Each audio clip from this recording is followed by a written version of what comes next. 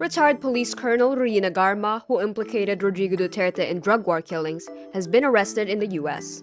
Defense Secretary Gibo Chodoro says China is putting more pressure on the Philippines to relinquish its rights in the South China Sea. Vice President Sara Duterte says she and Senator Imee Marcos are still friends. The Supreme Court says parliamentary elections for BARMM cannot be postponed. And journalists and activists demand the release of journalist Frenchie Mae Cumpio.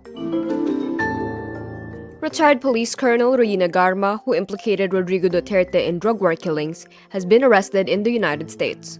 Her lawyer Emerito Kilang tells Rappler Tuesday, November 12, Garma was arrested upon landing in San Francisco. She and her daughter have been in the custody of California officials since November 7.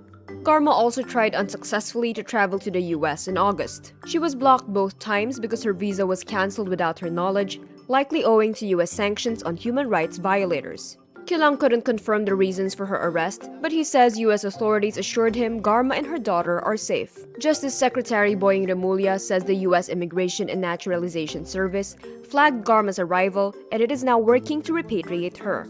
There is no whole departure order on Garma, who does not have a pending case in the Philippines. Defense Secretary Gibo Chodoro says China is putting ever greater pressure on the Philippines to relinquish its sovereign rights in the South China Sea.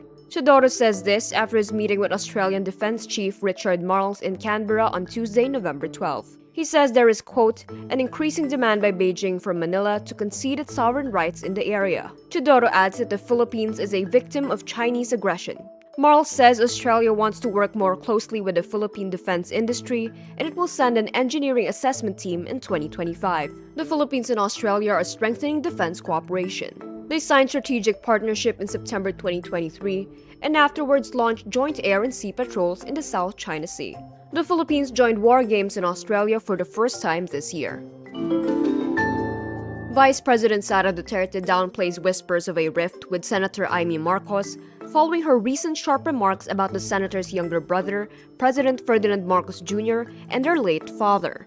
Duterte says Tuesday, November 12, she and Imee Marcos are still friends and continue to stay in touch and exchange messages regularly. But she also notes an instance when she felt the senator's response was cold.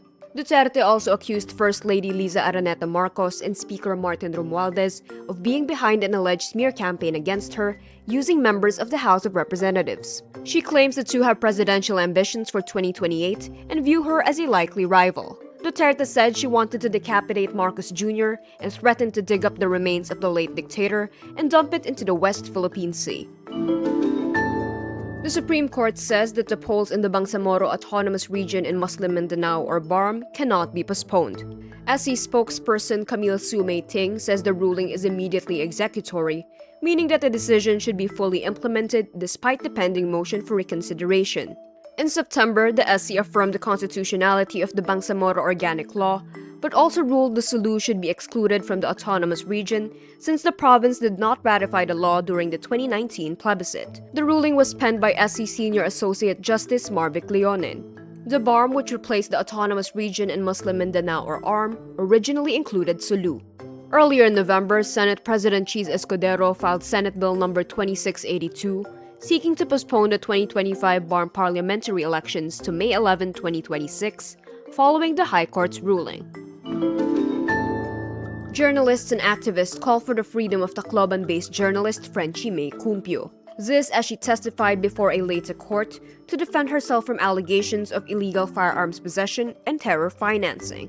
Cumpio and 4 human rights advocates were arrested in February 2020 under the Rodrigo Duterte administration's nationwide crackdown against dissenters. Police claim they possessed illegal firearms. In 2021, while in detention, authorities filed a terror financing complaint against Cumpio and her companions.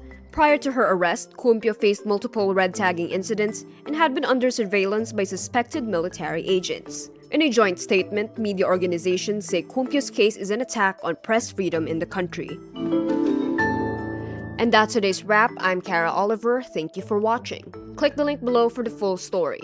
Follow us on Rappler's YouTube, Facebook, X, Instagram, and TikTok.